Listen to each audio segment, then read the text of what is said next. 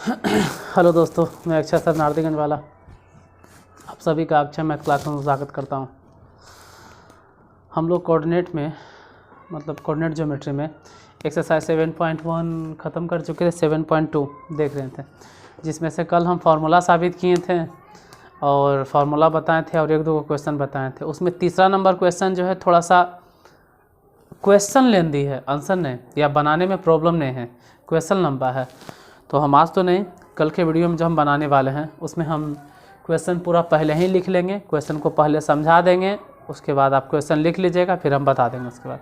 इसलिए अभी फ़िलहाल तीसरा नहीं बताते, क्योंकि एक क्वेश्चन बताने में पूरा टाइम बर्बाद हो जाएगा। हम सोच रहे हैं पहले इस एक्सरसाइज को ख़त्म कर लेते हैं, उसके बाद फिर हम तीसरा कल बता देंगे और एग्जाम्पल बता देंगे। चलिए, तो कहे थे कि आज बताएंगे कि क्या आपके लिए है। देखिए, कहना ये है कि लाइव स्ट्रीमिंग तो अब हो सकते हैं हम, ठीक है, तो बहुत जल्दी आपके लिए एग्ज़ाम नज़दीक है, तो एग्ज़ाम के पर्पज़ से अभी तक जैसे जो चल रहा है, अभी तक मैथ चल रहा है, ठीक है। बोले थे कि सरप्राइज देंगे, तो हाँ, तो आ गए हैं जल्दी। जैसे मैथ है, तो मैथ में तो आपके लिए वीडियो जैसे अपलोड कर रहे हैं वो तो करते ही रहेंगे, काफ़ी है इतना, एग्ज़ाम के लिए मोर देन इनफ है, कोई टेंशन वाली बात नहीं है। लेकिन बाकी हम फिजिक्स और केमिस्ट्री के लिए सोमवार से लाइव होने वाले हैं, ठीक है। यही आपके लिए सरप्राइज था, सोमवार से हम लाइव। थोड़ा सा इशू हो सकता है अगर लाइव आएंगे, तो थोड़ा सा इधर नेट का प्रॉब्लम है, ठीक है। टाउन तो है नहीं, टाउनशिप की इधर थोड़ा सा प्रॉब्लम हो सकता है नेट का, लेकिन इतना बड़ा भी प्रॉब्लम नहीं है, लाइव हम आ सकते हैं। तो थोड़ा बहुत अगर प्रॉब्लम होगा तो प्लीज़, जैसे आप लोग शुरू से कोऑपरेट किए हैं, मदद किए हैं, हमको हेल्प किए हैं, सपोर्ट किए हैं, बस वैसे ही वहाँ पर थोड़ा सा एडजस्ट कर लीजिएगा, क्योंकि लाइव रहने के लिए नेट अच्छा खासा स्पीड चलना चाहिए, ऐसे वैसे नहीं। तो थोड़ा सा बर्दाश्त कीजिएगा, बहुत जल्दी वो भी हम क्या, अब जब तक इधर 5G वाला सुविधा नहीं आता या जियो फाइबर हम लोग तरफ नहीं देता है, ऐसे ही काम चलाना होगा। ऐसा तो है नहीं कि हम जियो फाइबर इस्तेमाल करके आपको वीडियो अपलोड कर रहे हैं। मतलब एक वीडियो अपलोड करने में कितना लगता है, आप एक बार अपलोड करके तो देखिए, 1 घंटा का वीडियो, आधा घंटा का वीडियो, आपको समझ में आ जाएगा कितना लगता है जो। खैर, तो क्वेश्चन स्टार्ट करते हैं, ठीक है। और सोमवार से या मंगलवार से बहुत जल्दी आपके लिए हम लाइव हो जाएंगे, टेंशन लेने वाली बात नहीं। मार्कर कहाँ है?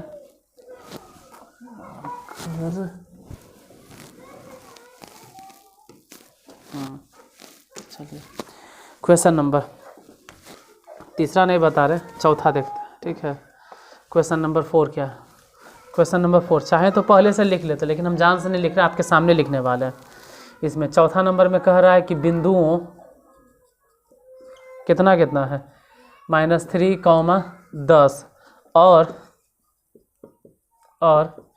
6, -8 को जोड़ने वाली रेखाखंड, इन दोनों को जोड़ने वाली, किताब आप अपने पास रखिएगा, ठीक है।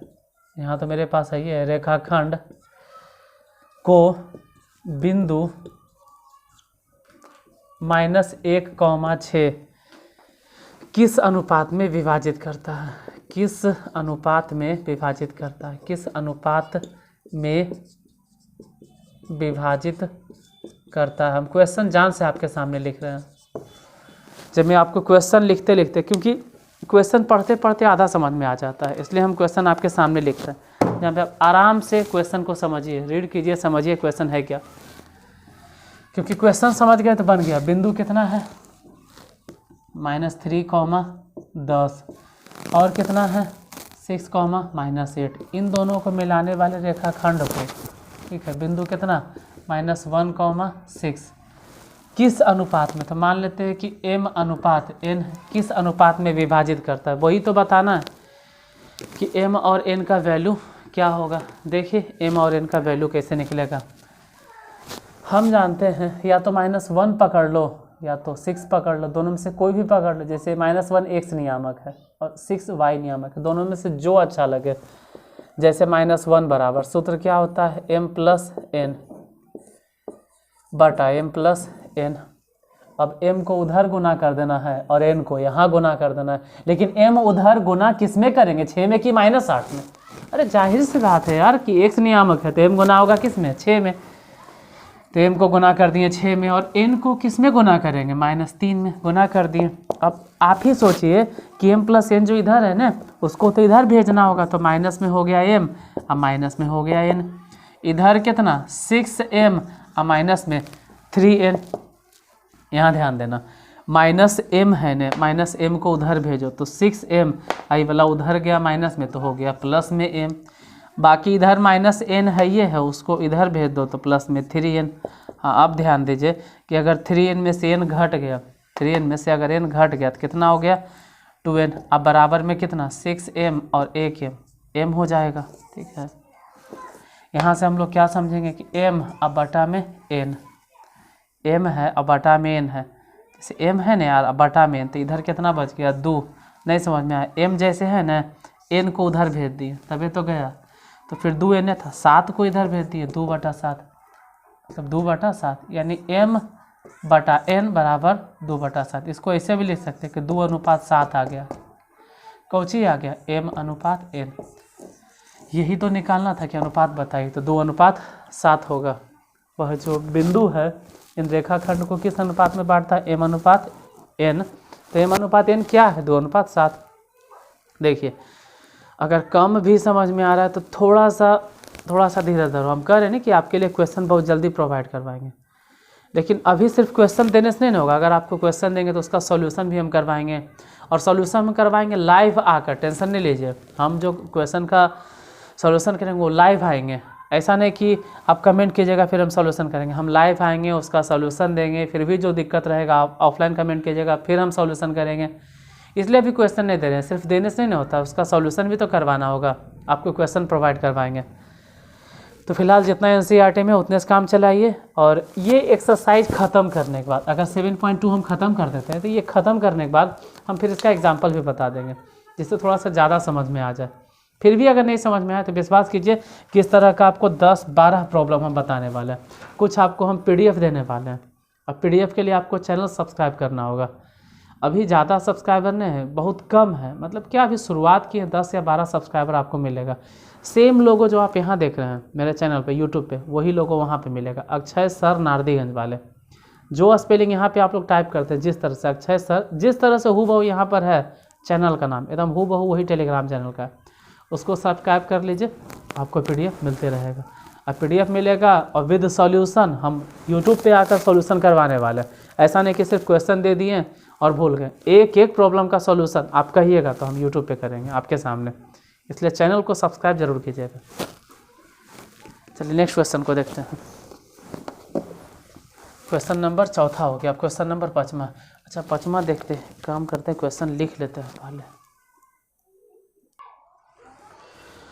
देखिए 5वां नंबर, वह अनुपात ज्ञात करें। क्वेश्चन अगर समझते हैं तो लिखा गया है कि वह अनुपात ज्ञात करें जिस मतलब ज्ञात कीजिए जिससे या जिसमें बिंदु इतना और इतना को मिलाने वाले रेखाखंड x अक्ष से विभाजित होता है। कहने का मतलब है कि एगो है 1, और दूसरा है -4, पहला तो है 1, और दूसरा है -4, को मिलाने वाले रेखाखंड को कौन विभाजित करता है, x अक्ष से विभाजित करता। तो आपको बताना है कि अनुपात क्या है, m अनुपात n। तो x अक्ष से विभाजित करने का मतलब है कि x नियामक समथिंग होगा, लेकिन y नियामक कितना होगा 0। x अक्ष से विभाजित करने का मतलब हो गया कि x अक्ष से अगर विभाजित करना है तो x नियामक कुछ तो होगा, लेकिन y नियामक 0 होगा। ठीक है, y नियामक को 0 कर देते हैं। और जैसा कि कह रहे हैं कि कम क्वेश्चन मिल रहा है, जो हम पहले आपको PDF प्रोवाइड करवाएंगे उसमें आप बना कर देखिएगा, जब जब नहीं बनेगा तो आप पूछिएगा। फिलहाल यहाँ पे आते हैं, x अक्ष से विभाजित होता है, तो x अक्ष से रहे तो ध्यान देना x होगा, y नियामक 0 होगा बस। अब यही हम पकड़ लेते हैं y नियामक को, ठीक है, इसी को लेके चलते हैं, y नियामक को ही हम मान लेते हैं 0। हम तो जानते हैं कि फॉर्मूला होता है m प्लस में n बटा में m प्लस में n। m को गुना कर दो उधर और n को गुना कर दो इधर, लेकिन m किस में गुना करना है, -4 में नहीं, m को गुना करना है उधर 5 में, और n को गुना करना है इधर किस में, -5 में। क्यों ऐसा कर रहे हैं, इसलिए करना पड़ रहा है क्योंकि हम 0 लिखे हैं, कौन सा नियामक, y नियामक। तो हम m को गुना भी करेंगे y नियामक को, n को गुना करेंगे y नियामक में। फिलहाल इधर गुना करो तो m प्लस n, अगर 0 में गुना हुआ तो 0 हो गया, इसको गुना कर दो तो पता चला कि 5m हो गया, ये गुना कर दो तो माइनस में 5n हो गया। यानी कि हम लिख सकते हैं 5m बराबर, उसको इधर भेजो तो 5n, 5 से 5 कट गया, मतलब m और n बराबर है। फिर भी अगर लगता है कि m अनुपात n क्या होगा, जैसे m है न, n को उधर लेके चले गए तभी तो बटा में हुआ, तो यहाँ नहीं कुछ तो 1 बच गया, बटा में 1, यानी m अनुपात n बराबर कितना हो गया, 1:1। यानी हम कह सकते हैं कि m का वैल्यू भी 1, n का वैल्यू भी 1। अब हमको x फाइंड करना है। मान लो x नियामक अगर निकालना है कि x नियामक निकाले, तो x नियामक निकालने का सूत्र क्या होता है, m प्लस n, अब बटा में m प्लस n, m को गुना कर दो उधर, इस बार 5 में नहीं गुना करना है, -4 में, और n को गुना करना है अबरी 1 में। हालांकि x नियामक तो अबरी निकालना ही है, इस बार x नियामक निकालना है। इसके पहले जो देखें उसमें y नियामक दे ले था, अबरी x नियामक निकालना है। m का वैल्यू कितना है 1, तो 1 गुने -4, n का वैल्यू भी 1, 1 गुने 1 बटा में 1 प्लस 1। अब सोचो x नियामक कितना हो जाएगा, ये तो हो गया -4 और 1 हो गया, बटा में 2 हो गया। घटा लो कितना हो जाएगा, अगर घटा देते हैं तो घटकर हो गया -3/2, मतलब x नियामक। हमसे वही तो पूछा जा रहा था कि उस बिंदु का नियामक बताइए, तो आंसर में हो जाएगा -3/2 और कॉमा y नियामक कितना हो गया, y तो फिक्स है यार 0, सिर्फ x नियामक निकालना था, -3/2 कॉमा 0 हो गया। नेक्स्ट क्वेश्चन पे आते हैं। क्वेश्चन नंबर 5वां था, अब 6ठा नंबर देखते हैं। 6ठा नंबर आपके सामने लिखते हैं, ठीक है। क्वेश्चन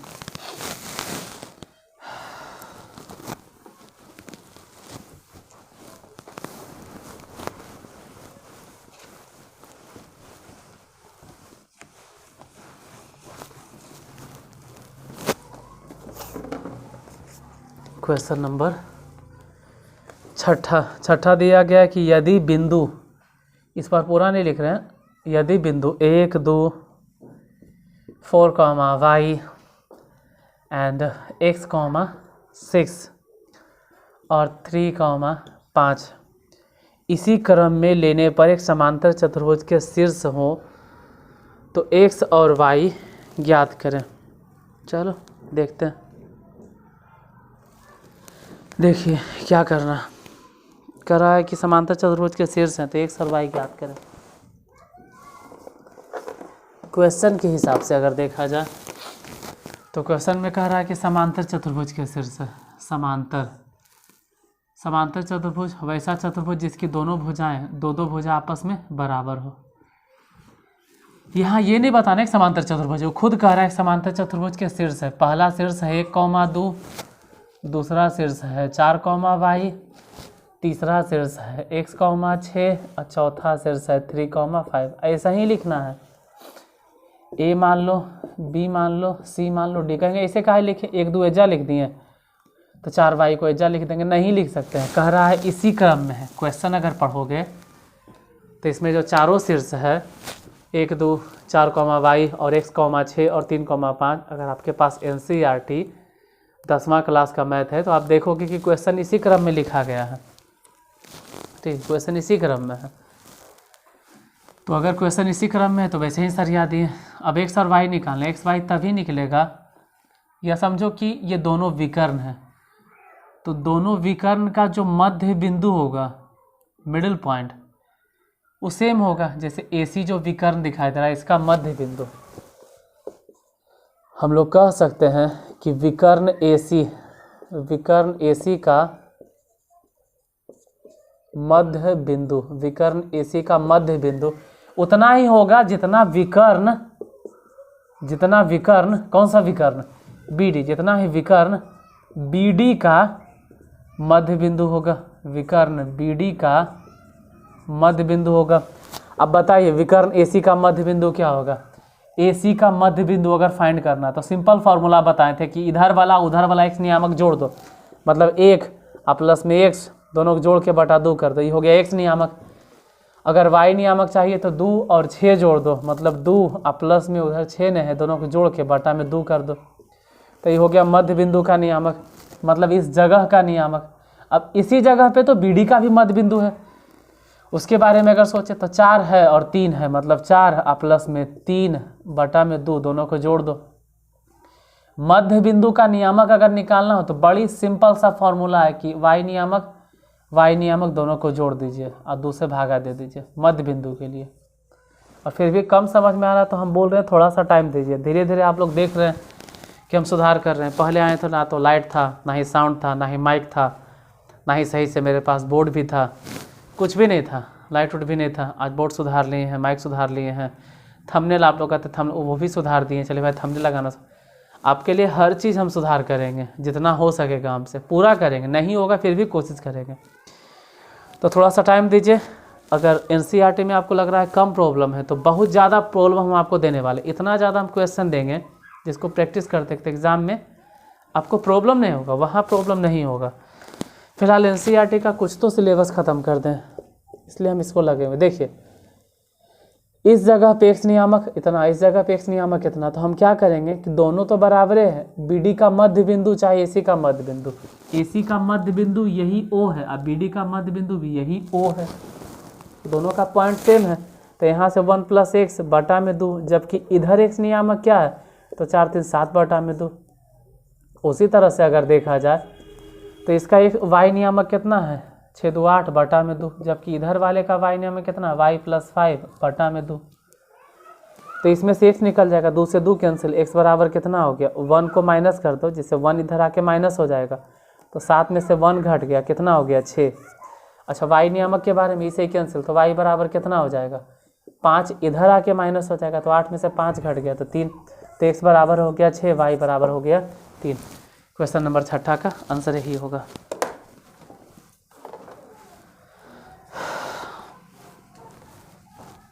चलिए स्क्रीनशॉट ले लिए होंगे। क्वेश्चन नंबर 7 पे आते हैं।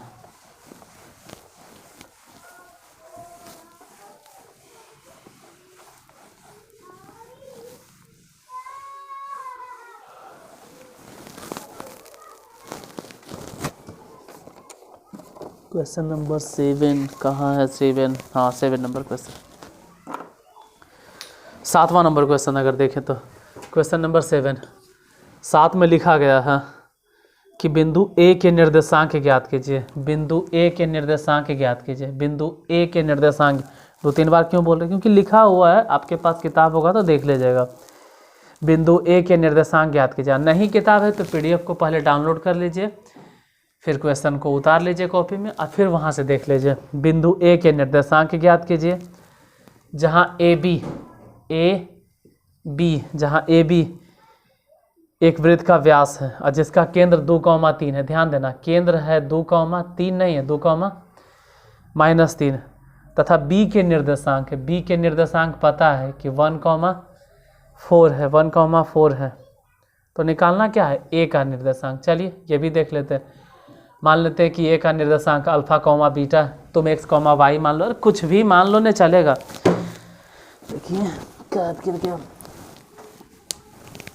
देखिए बनाना कैसे है।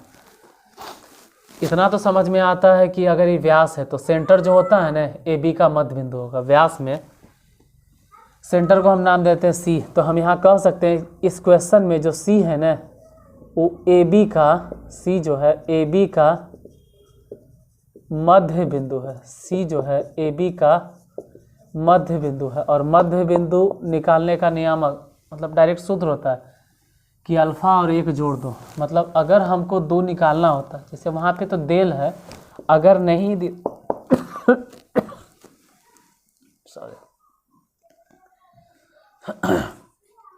अगर नहीं दिया हुआ रहता ने तो इधर वाला अल्फा और उधर वाला 1 दोनों जोड़ के बटा 2 कर देते तो निकल जाता x नियामक। ये हो गया मध्य बिंदु का x नियामक।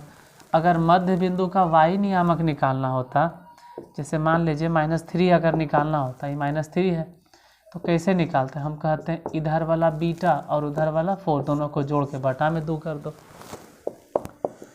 तो तो कितना हो गया अल्फ़ा प्लस 1 बराबर में 4। इधर से देखें तो इसको गुना, अच्छा ये 4 कैसे हो गया समझे ना, 2 गुना कर दिए, यहाँ पे ही गुना कर देते हैं तो 3 दूनी माइनस में 6। इधर हो गया बीटा प्लस में 4। अल्फ़ा बराबर बताइए क्या होगा, 4 है, 1 इधर आके माइनस हो जाएगा तो 3 हो गया।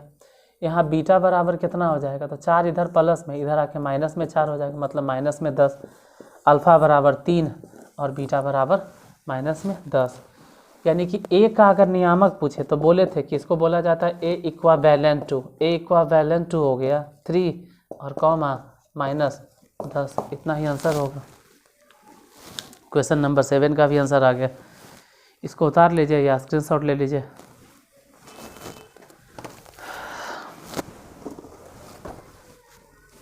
Question number 8। और देखिए ऑफलाइन में भी हम पढ़ाते हैं तो क्वेश्चन लिखते नहीं हैं। और चलिए आपका साथ रहा तो बहुत जल्दी क्वेश्चन लिखने वाला है को मशीन लेके आ जाएंगे या फिर स्मार्ट बोर्ड लेके आ जाएंगे। लेकिन फ़िलहाल तो कहते हैं कि जैसे आप लोग ऑफलाइन में पढ़ते हैं, जैसे हम ही पढ़ाते हैं भाई, तो ऑफलाइन कैसे पढ़ाते हैं, क्या बार बार टीचर या मास्टर जी या फिर हम ही मान लो क्या बोर्ड पे क्वेश्चन लिखते होंगे? नहीं, कहते हैं कि आप अपने पास किताब रखिए। तो प्लीज़ आपसे रिक्वेस्ट है कि आप अपने पास किताब रखिए, जो क्वेश्चन बताते हैं उसको रीड कीजिए। हम भी पढ़ते हैं, आप भी पढ़ लीजिए। मतलब आपको ऐसा फीलिंग आना चाहिए कि ऑफलाइन में पढ़ रहे हैं। ऑफलाइन में ऐसा नहीं है कि आपको पहले लिख दिए फिर बाद में समझा दिए, नहीं नहीं, एक एक अक्षर अगर लिखते हैं तो हम एक एक अक्षर आपको समझाते हैं। तो ऑनलाइन में भी वही चाहते हैं कि जो हम लिख रहे हैं आपके सामने लिखें, जो समझा रहे हैं आपके सामने समझाएं। पीडीएफ में लिखा हुआ अच्छा बात है, उसको समझा देना वो भी अच्छा चीज़ है, लेकिन ये थोड़ा मेरे लिए बेहतर है, हमको लगता है मेरे हिसाब से यही अच्छा है। तो किताब रखिएगा तो ज़्यादा बेहतर होगा। जैसे 8वां नंबर क्वेश्चन है। 8वां नंबर में है कि यदि ए और बी क्रमशः, कह रहा है कि ए इक्वावेलेंट टू दिया गया, ए इक्वावेलेंट टू है -2 कॉमा -2। अब बी इक्वावेलेंट टू अगर देखा जाए तो बी इक्वावेलेंट टू है 2 कॉमा -4। ए और बी क्रमशः इतना है, तो पी के निर्देशांक ज्ञात करें। आपसे पूछा जा रहा है कि पी का निर्देशांक बताइए, ताकि ए पी बराबर 3/7 ए बी, ये सब क्वेश्चन में दिया गया है। और P रेखाखंड ए बी पर है, P जो है वो ए बी पर है। कहने का मतलब है कि इस तरह से A है और इस तरह से यहाँ पर B है। पता नहीं कि P कहाँ पर है, बीच में है कि उधर है, इसी पर है। कह रहा है P रेखाखंड ए बी पर स्थित है।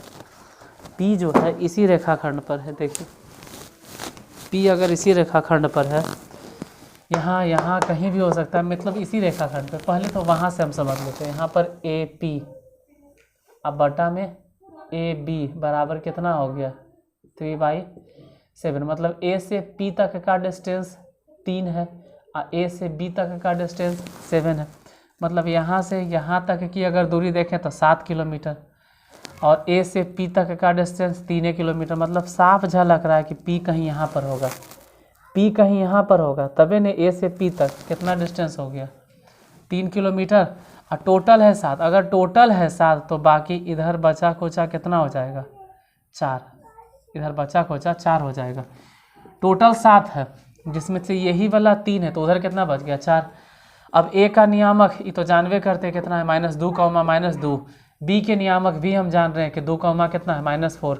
हमको निकालना है P का नियामक। कैसे निकालिएगा P का नियामक? अगर निकालना हो, देखो P के नियामक निकालने कोई सूत्र नहीं लिखेंगे, डायरेक्ट। अगर X नियामक निकालना हो या मान लो Y नियामक निकालना हो, तो दोनों के लिए सूत्र होता है कि 3 + 4, 3 + 4, 3 को गुना कर दो उधर और 4 को गुना कर दो इधर। 3 मतलब जो 3 है इन्हें गुना हो जाएगा किस में 2 से, 3 गुना हो गया 2 में, और 4 जो इधर देख रहे हैं 4 को इधर गुना कर दो किस में -2 में।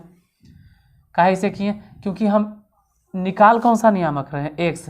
अगर Y रहेगा तो X नियामक रहे चाहे Y नियामक रहे, अगर Y नियामक भी निकालना है ना तो आपको वही लिखना होगा क्या 3 + 4 अब बटा में 3 + 4, जो भी अनुपात है 3 को गुना करना होगा, लेकिन 2 में नहीं, अबरी 3 को गुना करना होगा किस में -4 में। क्यों? क्योंकि आप कौन सा नियामक निकाल रहे हैं Y, और 4 को गुना करना होगा किस में -2 में। 4 -2 में काहे गुना हुआ? कैसे पता चल जाएगा -2 में? क्योंकि Y नियामक है तो Y में गुना होगा। हाँ, अगर x नियामक निकालना होता तब वही 4 गुना होता x नियामक में। जैसे 3 किस में गुना होगा? 2 में। लेकिन कब? जब x नियामक निकालना। यही वाला 3 कब गुना होगा? -4 में। लेकिन कब? जब y नियामक निकालना होगा। इधर कितना हो गया? 3 दूनी 6 और 4 दूनी 8, मतलब ये 6 है और वो माइनस में 8 है। लिखिए देते हैं 6 - 8 बटा में 7। इधर y नियामक भी देख लेते हैं। ये हो गया 4 तिया -12 और माइनस में 4 दूनी 8 बटा में 7। तो x नियामक हो गया -2 बटा में 7 और y नियामक हो गया -20 बटा 7। यही तो पूछ रहा था कि p का नियामक क्या होगा। तो p का नियामक हो गया p इक्वावेलेंट टू -2 बटा 7 कॉमा -2 बटा 7 कॉमा -20 बटा 7 है। ठीक है, इतना ही आंसर होगा।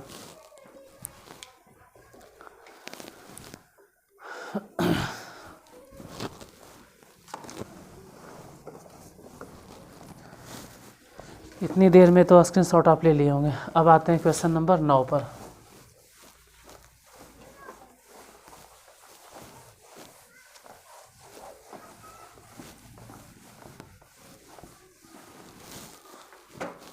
क्वेश्चन नंबर 9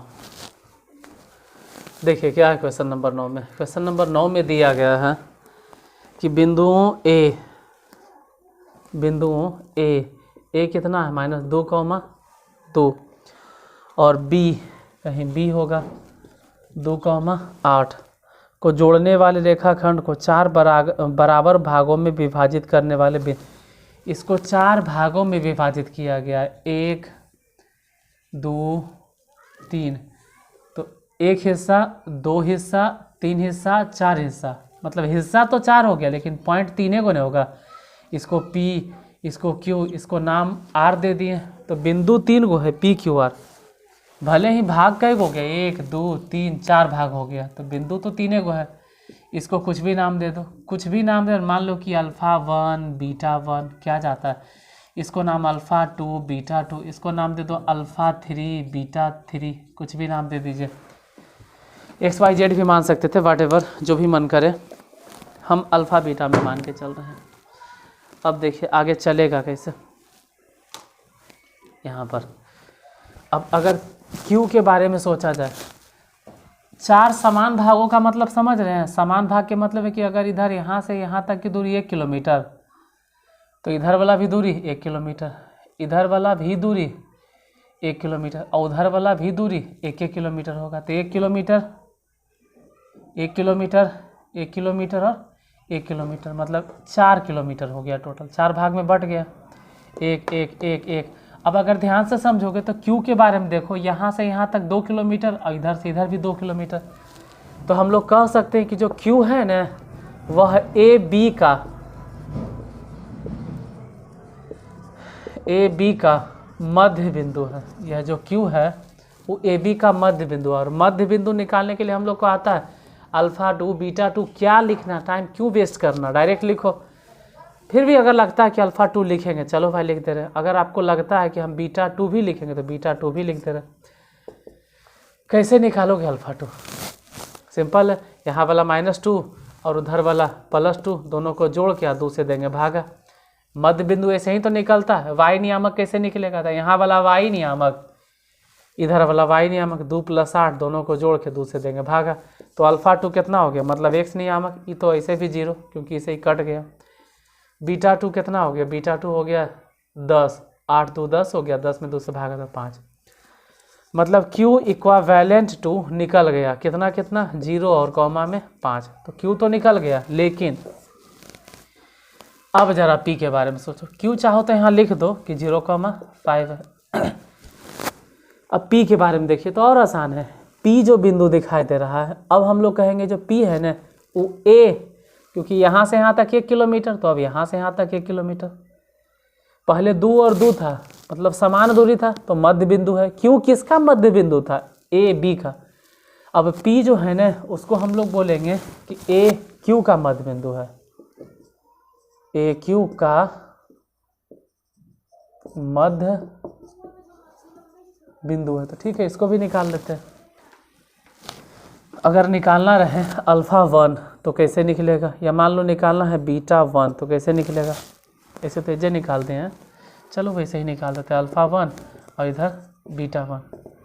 अल्फ़ा 1 अगर निकालना है तो इधर से -2 और यहाँ वाला 0, दोनों को जोड़ के 2 से भागा दे दो तो अल्फ़ा 1 कितना हो गया, ये तो ऐसे भी 0, इसे ही कट गया, माइनस में 1।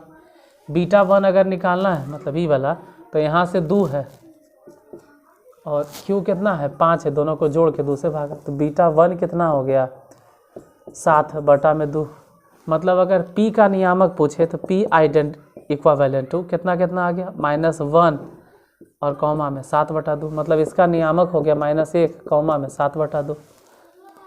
अब r का नियामक निकालना है तो r किसका मध्य बिंदु है, सोच सकते हो। r q से r तक की दूरी 1 किलोमीटर और r से b तक की दूरी 1 किलोमीटर। मतलब r जो है q b का मध्य बिंदु है। तो अल्फ़ा 3 कैसे निकालोगे या बीटा 3 कैसे निकालोगे। अब तक जैसे निकालते आ रहे थे, जैसे q तो मालूम है ये कि 0 है और उधर 2 है तो 0 और प्लस में 2 और 2 से भागा दे दो। इसी तरह से अगर बीटा निकालना है बीटा 3 तो यहाँ से 5 और उधर से 8, दोनों को जोड़ को 2 से भागा दे दो तो अल्फ़ा 3 कितना हो गया, इसे कैंसिल 1 हो गया। अब बीटा 3 कितना हो गया 13/2। मतलब अगर r इक्वावेलेंट टू पूछा जाए तो 1, 13/2 हो गया, इतना आंसर। Q P R तीनों निकल गया, इसको जैसे भी सरियाना आप सरिया दीजिए। क्वेश्चन नंबर 9 हो गया। अब आते हैं लास्ट क्वेश्चन 10। इसके बाद एगो जो क्वेश्चन बच रहा है उसको कल बता देंगे, कल इसमें से कुछ एग्जाम्पल भी आपको हम बता देंगे। मिटाते हैं, क्वेश्चन नंबर 10 देखते हैं।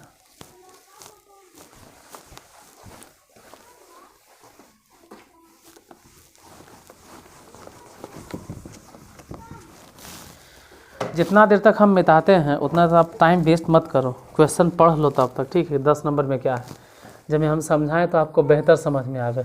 जब तक मिटाते रहते हैं बोर्ड देखने से कोई ज़रूरत है नहीं।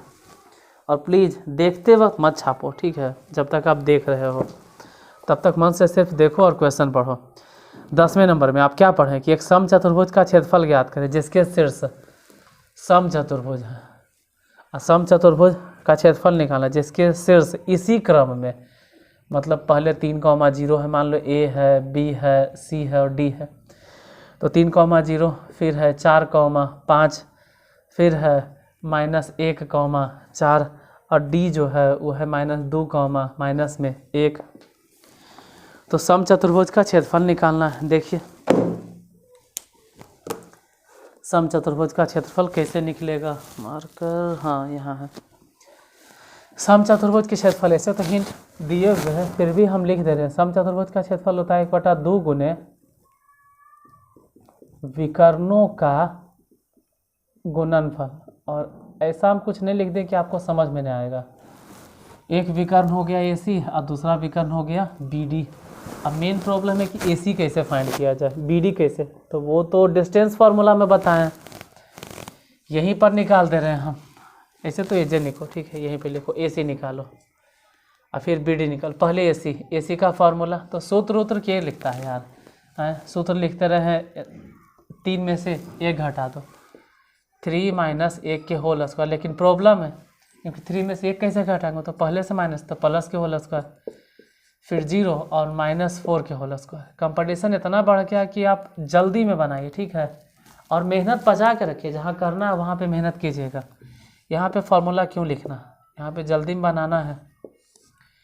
3 में से गया 4, 4 के होल स्क्वायर 16 और ये 4 के होल स्क्वायर 16। दोनों को अगर देख लिया जाए जोड़ जोड़ के तो 16 16 मतलब 32 हो जाएगा। इसको ऐसे भी लिख सकते हैं कि 16 16 मतलब 2 गुने 16 32 हो जाएगा। हम ऐसे इसलिए जान से लिखते हैं क्योंकि 32 का रूट हो मतलब 16 का रूट हो गया 4 और अंडर रूट बच गया 2। AC निकल गया। अब निकाल लेते हैं BD, ये भी तो विकर्ण है BD। इसको कैसे निकाले, तो इसके लिए भी फॉर्मूला वही होता है, √4 में से 2 घटा दो, फिर घटाएंगे तो माइनस इसलिए प्लस हो जाएगा, और 5 में से घटा दो, 5 में से क्या घटा दो -1, तो 5 में से जैसे ही उसको घटाएंगे, वो पहले से माइनस था, यहाँ फिर से माइनस आ गया, माइनस माइनस प्लस के होल स्क्वायर प्लस 1 के 4 2 जोड़ के देख लीजिएगा, हो गया 36, मतलब 4 2 6 हो गया, 6 के स्क्वायर 36, यहाँ 5 1 6, 6 के होल स्क्वायर 36, 36 36 दोनों को जोड़ दो तो लिखा जाएगा 2 और गुने में 36। ऐसा इसलिए लिख रहे हैं क्योंकि हम डायरेक्ट 36 के लिए 6 और रूट अंडर 2 छोड़ सके। ठीक है, सम चतुर्भुज का क्षेत्रफल क्या होता है ये बताइए। सम चतुर्भुज का क्षेत्रफल 1/2 गुने d1 गुने d2, 1/2 गुने d1 कितना निकला, d1 है, मतलब पहला विकर्ण कितना है 4√2 गुने दूसरा विकर्ण कितना है 6√2, दोनों को गुना कर दो तो ऐसे भी हो गया 4 6 के 24 और √2 गुना हो गया सिर्फ 2, अब बटा में 2 था, हालांकि 2 से 2 कट गया तो आंसर जो भी आ गया वो 24 वर्ग इकाई हो जाएगा। ये जितना भी है वर्ग इकाई या यूनिट स्क्वायर।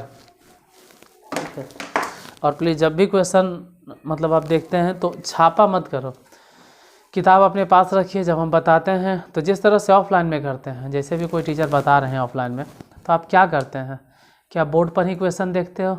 नहीं नहीं, किताब में हम लोग क्वेश्चन देखते हैं, खुद से एनालिसिस करते हैं क्वेश्चन क्या है। तो ऑनलाइन जैसा है तो ऑफलाइन जैसा ही फीलिंग कीजिए, क्या फ़र्क पड़ता है। हाँ, थोड़ा सा पूछने में आपको नहीं बनता होगा, कोई बात नहीं, बहुत जल्दी उसका भी प्रॉब्लम सॉल्व होने वाला है।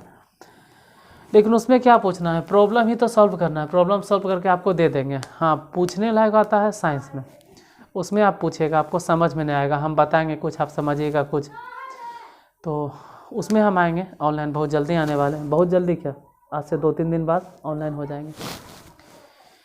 अब देखिए नेट किस तरह से चलता है। बाकी तो प्लीज़ हाँ, ऑनलाइन अगर क्लास चलेंगे तो मतलब चलेगा तो पहले से नोटिफिकेशन आपके पास जाना चाहिए कि हम कब ऑनलाइन आने वाले हैं। ऐसे तो टाइम फिक्स रहेगा कि पर डे हम आपके लिए 7 बजे उपस्थित हो जाएंगे, कोशिश करेंगे। जैसे अभी 7 बजे चल रहा है तो 7 बजे जैसे आप देख रहे हैं प्रीमियर, 7 बजे देखते रहिए, या इसका टाइम हम चेंज कर देंगे, इस क्लास का टाइम हम चेंज कर देंगे, किसी और टाइम में कर देंगे, और 7 बजे हम ऑनलाइन आना शुरू कर देंगे। इसका टाइम थोड़ा सा पहले कर देंगे, 6:30 कर देंगे, और 7 बजे ऑनलाइन आना शुरू कर देंगे। प्रीमियर का हम बता देंगे, लेकिन 7 बजे ऑनलाइन आना शुरू कर देंगे। उसमें आपका साइंस स्टार्ट कर देंगे, फिजिक्स और केमिस्ट्री, उसको भी तो देखना है। और बाकी फिर जैसे दिसंबर थोड़ा सा आगे जाता है या जनवरी आता है तो जनवरी में 1 महीना मॉडल पेपर का क्वेश्चन या क्वेश्चन बैंक वाला पूरा सॉल्यूशन आपको करवा देंगे। तो इसके लिए आपको तभी पता चलेगा जब आप चैनल को सब्सक्राइब कर लीजिएगा, और हाँ, टेलीग्राम चैनल को भी सब्सक्राइब करना ना भूलें। चलिए, इतनी देर तक वीडियो को देखने के बहुत बहुत धन्यवाद। आगे के क्वेश्चन के लिए अब कल मिलते हैं।